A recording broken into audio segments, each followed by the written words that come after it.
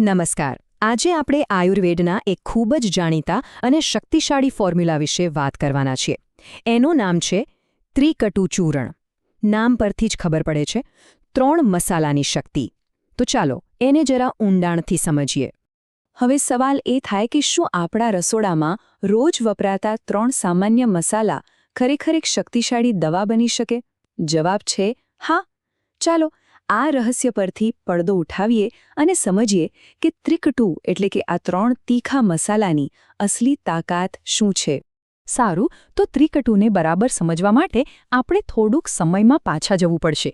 ચાલો ઇતિહાસના પાના ઉથલાવીએ અને જોઈએ કે પ્રાચીન ગ્રંથોમાં એના વિશે શું કહેવાયું છે. જુઓ, ત્રિકટુ કોઈ આજકાલની શોધ નથી. એ તો હજારો વર્ષોથી આયુર્વેદનો એક મજબૂત પાયો રહ્યું છે.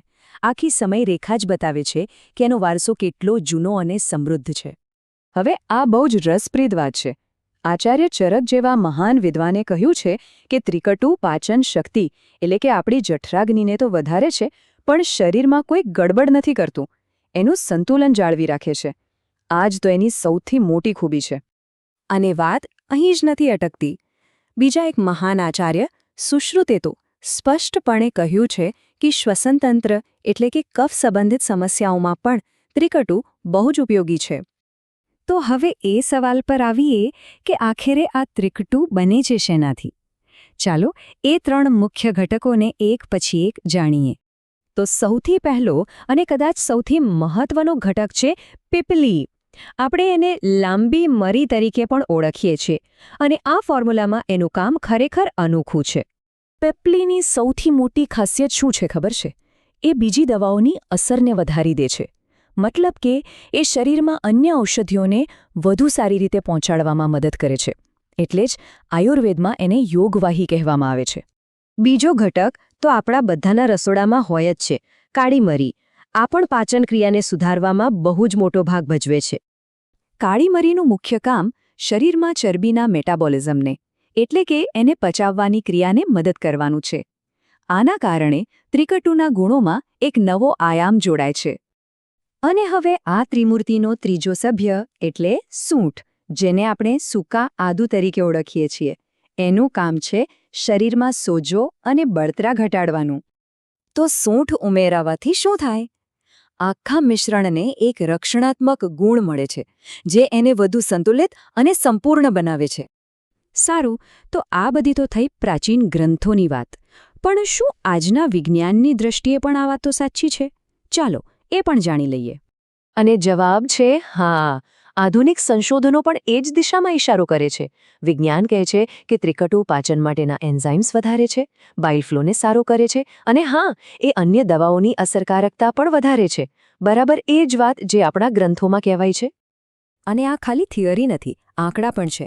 2018ના એક અભ્યાસમાં એવું જોવા મળ્યું કે પાચનની સમસ્યાઓ જેવી કે અપચો, ગેસ કે પેટ ફૂલવું, એમાં લગભગ 70% લોકોને ત્રિકટુથી સુધારો જોવા મળ્યો. આ બહુ મોટો આંકડો છે.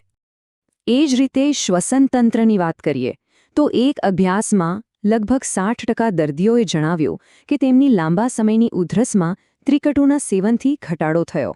મતલબ કે એના પરંપરાગત ઉપયોગ પાછળ વૈજ્ઞાનિક આધાર પણ છે. ઓકે, તો આપણે એના ફાયદા તો જાણી લીધા, પણ હવે આવે છે સૌથી મહત્વની વાત. એનો ઉપયોગ કેવી રીતે કરવો અને કઈ બાબતોનું ધ્યાન રાખવું, આ જાણવું ખૂબ જ જરૂરી છે. ત્રિકટુનો સાચો ફાયદો ત્યારે જ મળે જ્યારે એને સાચી રીતે લેવામાં આવે. કેટલી માત્રામાં લેવું, ક્યારે લેવું અને શેની સાથે લેવું, આ ત્રણેય બાબતો ખૂબ મહત્વની છે. હવે આ વાત પર ખાસ ધ્યાન આપજો. ત્રિકટુ ભલે ફાયદાકારક હોય, પણ એ શક્તિશાળી પણ છે. એનો મતલબ એ દરેક માટે નથી. આ યાદી બહુ જ મહત્વની છે. ટૂંકમાં, જો શરીરમાં પહેલેથી જ ગરમી, એસિડિટી, અલ્સર કે બળતરા જેવી કોઈ તકલીફ હોય, તો ત્રિકટુ લેવાનું ટાળવું જોઈએ, કારણ કે એ આ સમસ્યાઓને વધારી શકે છે. ચાલો હવે આપણે ત્રિકટુ વિશે ફેલાયેલી કેટલીક ખોટી માન્યતાઓ અને સાચી હકીકતો પર નજર કરીએ, જેથી કોઈ ગેરસમજ ન રહે. તો મુદ્દાની વાત એ છે કે ત્રિકટુ કોઈ જાદુઈ ગોળી નથી. એ પાચન અને મેટાબોલિઝમને સપોર્ટ કરે છે, પણ એ તરત જ ચરબી નથી ઓગાળતું. અને હા, એ અલ્સર મટાડતું નથી, બલકે એને વધુ ખરાબ કરી શકે છે. એટલે સાચી સમજ જરૂરી છે. તો અંતમાં એ જ કહીશ કે ત્રિકુટુ ખરેખર એક શક્તિશાળી આયુર્વેદિક ફોર્મ્યુલા છે, પણ એનો ઉપયોગ સમજદારી અને વિવેકપૂર્વક કરવો જોઈએ. આ એક એવો સવાલ છે જે દરેક વ્યક્તિએ પોતાની પ્રકૃતિ અને જરૂરિયાત પ્રમાણે વિચારવો જોઈએ.